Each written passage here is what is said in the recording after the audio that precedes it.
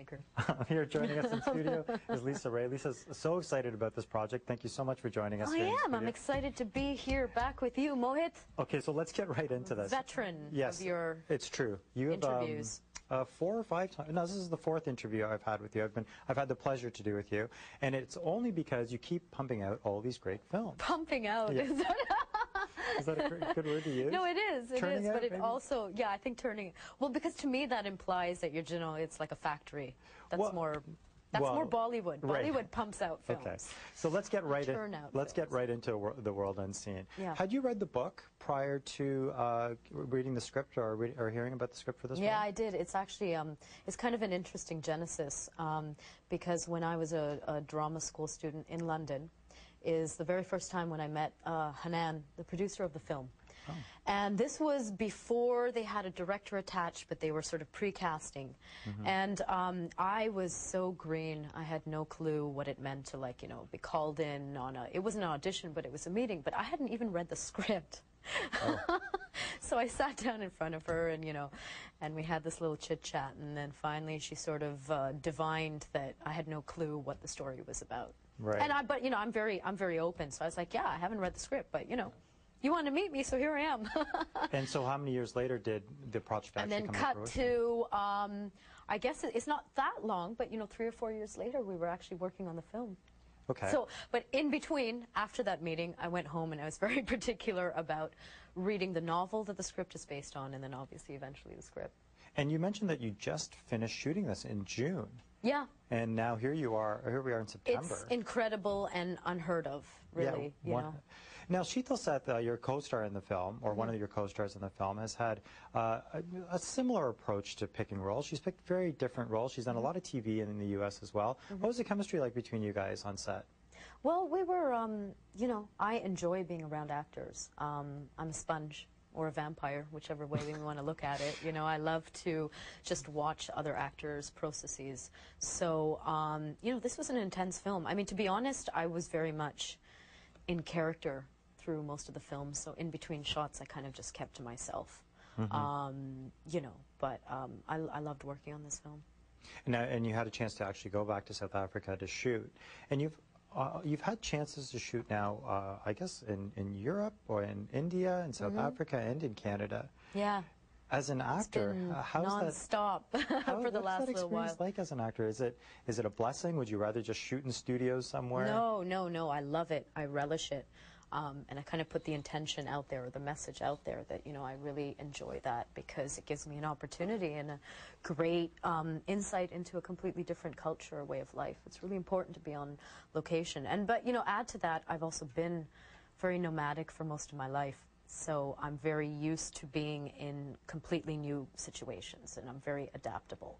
Now, the Toronto Film Festival obviously is your own. But this is home territory. Right. This is great. And that's what I was getting to. You've become the new darling for the Toronto Film Festival. Am I really? If I may say, yeah, we declare it right now. Right now, we declare it.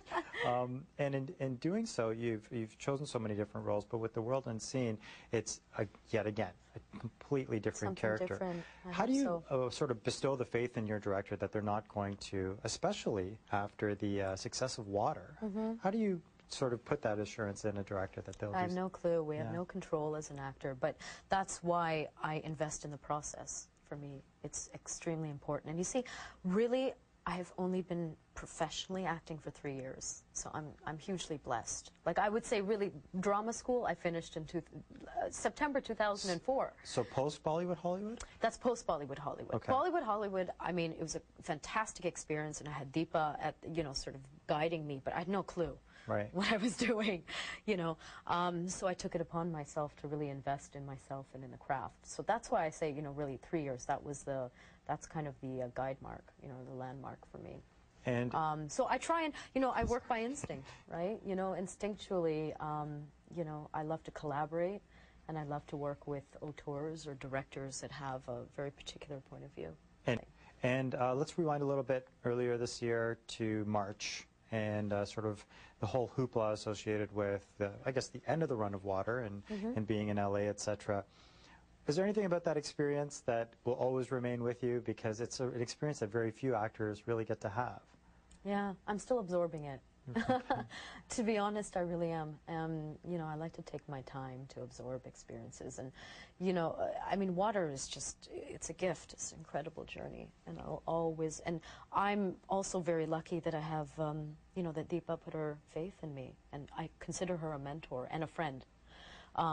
So I'm already very, very blessed. So it's been an incredible run, and then, you know, culminating with the Oscars. But it keeps going, by the way. Like, yeah, I've been sure. invited to, like, a film festival in Tokyo and in Palestine and, you know, places like that. And I'm so proud of the film, and I always will be. You know, it's a milestone for me. But at the same time, then, you know, simultaneously with all of the promotions that were going on, I was working on other films. Right. So for the last 2 years, it's been a little bit manic for It's me. work, work, work, and we'd be remiss if we didn't mention the other film that you have at the Toronto Film Festival, All Hat. Yeah. Which is an entirely different character again. Can you tell us briefly about that film? It's a completely different film. It's a Canadian sort of, I don't know, updated take on a Western, you know. It's got like this racehorse caper kind of a aspect to it. It's great, you know. I'm playing like a farm girl called Etta Parr. Some great, talented actors in it. And it's a really, really fun film. But it's also got like sort of, it's got a message behind it as well. Great. Well, we'll obviously be chatting with you a little bit more closer to that release. But Yeah. for now, The World Unseen is playing at the Toronto Film Festival. Yeah. People will have a chance to check it out this week. I hope they do. It's a great story. And will you be at the screenings? For sure. Good. So you can come up and say hi to Lisa Ray herself and tell her what you think about the film. And it's playing. You can log on to the TIFF website, the Toronto International Film Festival website, tiff07.ca, like it says on the screen, to find out how you can see the film. I think there's a trailer online as well. Oh, there is. Yeah, Yeah. and we're going to continue to show clips and hopefully get a chance to chat Thank with you, the Mohit. director. Thanks for your support. No, my pleasure. And come back. Did you like the film? Yeah, I love the film. It was great. I love doing this. I can't wait to tell more people to watch it, which I just did. Yeah, the film was great. So The World Unseen is playing at the Toronto International Film Festival. Always a pleasure to chat with you. And please come back anytime. Thanks, Mohit. There's much more coming up on the program, so please stay with us.